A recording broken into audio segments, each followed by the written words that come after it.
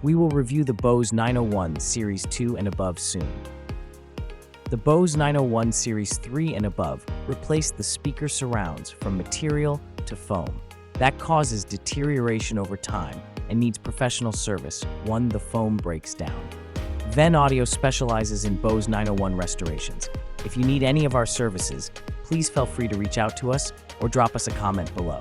The Bose 901 has created more of a stir in audio circles than any other loudspeaker we can think of, with the possible exception of the original Acoustic Research system. Much of the 901's popularity is attributable to Julian Hirsch's rave report and stereo review, and there is no doubt that Amar Bose's compellingly convincing ads had their effect too. But these things alone could hardly account for the 901's popularity. History of the Bose 901. The original Bose 901 speaker system was first released in 1968 and remained in production with various iterations until 2017. Initial release. The Bose 901, a revolutionary speaker system, debuted in 1968. Production run. The 901 was in continuous production for nearly 50 years, with updates and iterations along the way until 2017. Iterations. The 901 went through several series or iterations, including Series 1, 1968 to 1972, Series 2, 1972-1976, Series 3, 1976 to 1978, and so on. Revival, limited edition. As part of Bose's 60th anniversary, a limited edition revival of the 901 speakers was created in collaboration with Kith, a lifestyle and fashion brand, and furniture designer Mark Jupiter. Design. The original 901 featured 9 drivers per unit, 1 facing the listener and 8 facing the back, designed to reflect sound and create a concert hall-like acoustic spaciousness. Commercial success. The 901 became one of the most commercially successful speaker systems ever produced. This review is about the Bose 901 Series 1, released in 1968. Perhaps the most important single factor in the 901's sales is its awesomely spacious sound, which makes other systems in a showroom sound a bit trivial, as if the Bose is the truth and the light, and the others are just playing around. The 901 sounds fantastically open and spacious, with a big fat low end and a Sacco You Are There presence that seems to put the performers right in the room, surrounded by the original auditorium. But we were less impressed by some other qualities of the 901, one of which was not altogether the fault of the system. We have observed in the past that some loudspeakers seem to be more critical than others of placement in the room. And while we have never definitely established what it is about a speaker that affects its room sensitivity, we do have some ideas on the subject. Standing waves, which determine to a major extent a small, in comparison with a concert hail, room's acoustical coloration, are most effectively set into resonance by sound waves originating from the room corners. The fact that, in a living room of typical size, the strongest standing wave resonances usually occur at low frequencies is the main reason why putting a speaker in a corner will produce the most bass-heavy sound. Once we get out of the corner, though, the efficiency with which each standing wave is stimulated will depend on the speaker's precise location relative to the room corner. 2 feet out from the corner, and it may only tickle the major resonance in the room.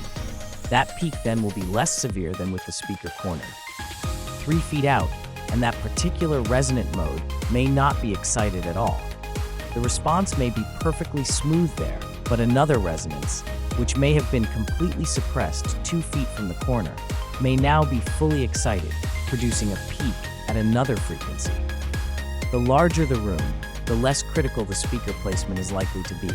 But in many typical listening rooms, a change in speaker placement of as little as a foot can make the difference between a sodden, suffocatingly heavy low end and a tight, well-defined one. The crucial factor seems to be the location in the room from which the woofers are feeding energy into it. Thus, it is often, usually in fact, possible to obtain flatter overall response with a single relatively small woofer, which radiates from a small area, than from a multi-woofer system whose low end radiates from a general area that may be several feet wide. By the same token, loudspeakers, which radiate their lows in one direction, they are non-directional after they leave the speaker, seem less prone to excite all the room resonances than ones which radiate from front and rear or front and sides. True omnidirectional 360-degree bass radiators make it harder still to control standing waves, and that appears to be one of the problems with the Bose 901. The 901 is neither an omnidirectional radiator nor a true doublet, front and rear radiator. Most of its energy comes from a broad angle at the rear. A single driver in front delivers but a small fraction of the total radiated energy. The entire audio spectrum is radiated from both front and back, with back output predominating. The back wave is then supposed to be reflected from the wall behind the speakers, and these reflections spray the sound all over the listening room. The effect, as far as bass frequencies are concerned, is that the room is being stimulated not by a pair of small surfaces, but by a pair of very broad areas. And the result is that if there are any standing waves possible in that room, they will all be stimulated to the fullest. And although the 901 speakers are less critical of room placement insofar as stereo imaging is concerned than are most other systems, their approximate locations are nonetheless circumscribed by the requirements of a nearby rear wall and the usual dictates of symmetrical placement in the room. So their bass performance ends up being more dependent on the vagaries of the room than on the inherent capabilities of the speakers. Thus, some 901 installations will have deep, tight, and quite well-defined bass, while others, in the majority, will exhibit uncontrolled bass resonances at frequencies which are entirely a function of the room dimensions. This no doubt explains the very widely conflicting reactions of different listeners who auditioned the Bose 901 in stores or purchased them for use at home. The 901 Equalizer, which connects between preamp and power amp, does have a switch position that attenuates the range below about 50 Hz for reducing turntable rumble and other low-frequency disturbances, and this can help to alleviate the situation in many cases if used. But since bass attenuation is a dirty word to most audiophiles, fewer people use it than don't, which is hardly the fault of the speaker. The filter cannot, however, cope with resonances above 50 Hz. Here are the technical specifications.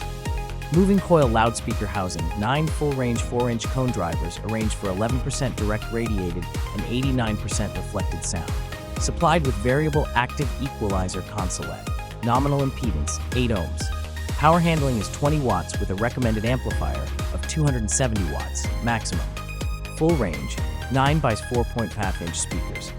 The finish is walnut veneer on particle board. Bose 901 Series 1 dimensions are 12 to 3/4 by 20 to 9/16 by 12 to 7/8 inches. Weight on each, 38 pounds. Price in 1968 was $476 for the pair. Thank you for watching.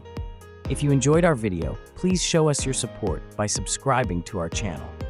Please don't forget to like, share, and leave a comment below. We always love to hear from our audience. Happy listening.